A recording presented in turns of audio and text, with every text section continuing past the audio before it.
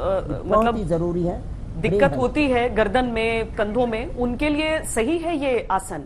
उनके लिए सेफ है ये आसन करना? सर्वाइकल स्पॉन्डिलाइटिस पेन है, जिनको वर्टिगो की प्रॉब्लम है वे भी ना करें। तो hypertension, heart problem, cervical spondylitis pain, vertigo और बहुत ज्यादा बैकएक है, उनको भी अवॉइड करना है। जितने भी 5 के 5 आसन बता रहे हैं वो उनको अवॉइड ही करने हैं। फिर ये पश्चिमोत्तानासन है, तो वो क्या करें फिर? तो ब्रेन हेल्थ के लिए वो कम से कम 4-5 दूसरे आसन कर लें। एक तो ये उष्टासन ऐसे, और दूसरे फिर उल्टे लेट करके, ये जो भी स्पाइनल कोड के लिए आसन करवाए जाते हैं इसका सीधा संबंध central nervous system, peripheral nervous system से होता है। इसलिए जो स्पाइन के आसन है वो इस सारे के सारे ब्रेन के लिए होते हैं। इससे ऑक्सीजन लेवल भी मेंटेन रहता है, इससे पूरे 33 के 33 जो वर्टिब्राज हमारे स्पाइनल कोड के वो अच्छे रहते हैं। भुजंगासन ऐसे, भुजंगासन, फिर दोनों हाथ ठोड़ी के नीचे रख करके ऐसे, और जो स्वस्थ व्यक्ति हैं वे 25-50-100 बार तक ऐसे कर सकते हैं। तो 100 साल तक रीढ़ की हड्डी ठीक रहेगी, सर्वाइकल स्पॉन्डिलाइटिस, पेन स्टिफिटिस, लोमोस्पॉन्डिलाइटिस जैसी प्रॉब्लम नहीं होंगी। भुजंगासन, फिर ये शलभासन, ऐसे एक एक पैर को पूरा उठाना और ऐसे होल्ड करके रखना 10-20 सेकंड से लेकर के आधा मिनट तक, दोनों पैरों से भी।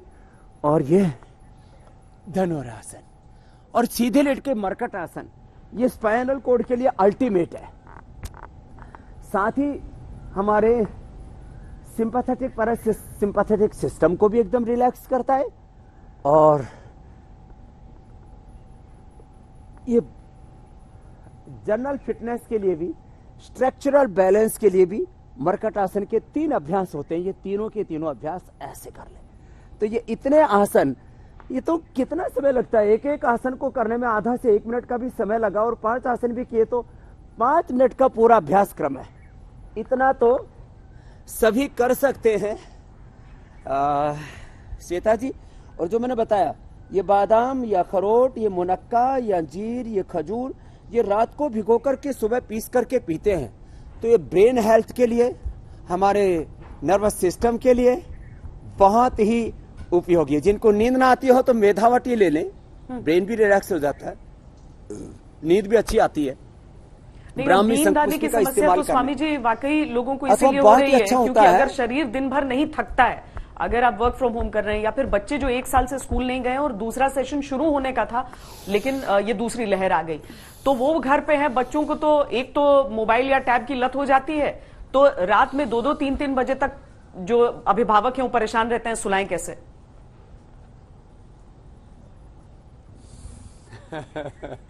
एक तो उनको सुबह कम से कम 10-20 बार, मैं तो ऐसे 50 बार करता हूं, सूर्य नमस्कार करवा दे, तो ये बॉडी की पूरी साइंटिफिक एक्सरसाइज भी हो जाती है। और मैं ईमानदारी से बोलता हूं, पिछले लगभग देखो 40 से 45 सालों का तो मुझे याद है, एक बार भी ऐसा नहीं हुआ लाइफ में कि मुझे नींद ना आई हो। मैं सुबह एक बार पसीना बहाता हूं, मैं बोलता हूं पसीना बहाओ, कोरोना भगाओ, रोग मिटाओ और स्वास्थ्य पाओ। तो ये सूर्य नमस्कार सबको जरूर करा दे। फिर भी जिनको नींद नहीं आती हो तो कम से कम 1 प्याज उनको भोजन के साथ दे दे, सलाद के रूप में, और मखाना और पोस्त दाना, इसकी खीर खिला दे। ये मस्तिष्क के लिए बहुत अच्छी होती है। कुछ घरेलू उपचार भी मैं साथ साथ इसलिए बता रहा हूँ। और सौंफ का पानी, ये बहुत ही अच्छा होता है ब्रेन को रिलैक्स करने के लिए। स्वामी जी, आप कई बार सूर्य नमस्कार करते हैं तो बहुत तेजी से करते हैं, बहुत गति से करते हैं, और कई बार बहुत धीमे। क्या ये अलग उम्र के लोगों के लिए अलग गति होनी चाहिए, या फिर सब ऐसे कर सकते हैं? देखो 55 का तो मैं ही हो गया तो मैं इतनी तेजी से मैं 1 मिनट में 10 बार तक करता हूं। तो बच्चे 1 मिनट में 5 से 10 बार, और जो बड़ी उम्र वाले 1 मिनट में 1 से 2 बार कर ले। तो इससे हाथ, पैर, पेट, पीठ, पूरे शरीर का फुल बॉडी इन्वॉल्वमेंट होता है इसमें। तो ये साइंटिफिक, इंक्लूसिव और बहुत ही इफेक्टिव एक्सरसाइज भी है। और इसमें ब्रेथ में भी रिदम आ जाता है। पीछे झुकते, श्वास अंदर भरते, आगे झुकते, श्वास बाहर छोड़ते, पूरे सलीके से करना चाहिए। कोई भी अभ्यास राइट मेथड के साथ करना चाहिए।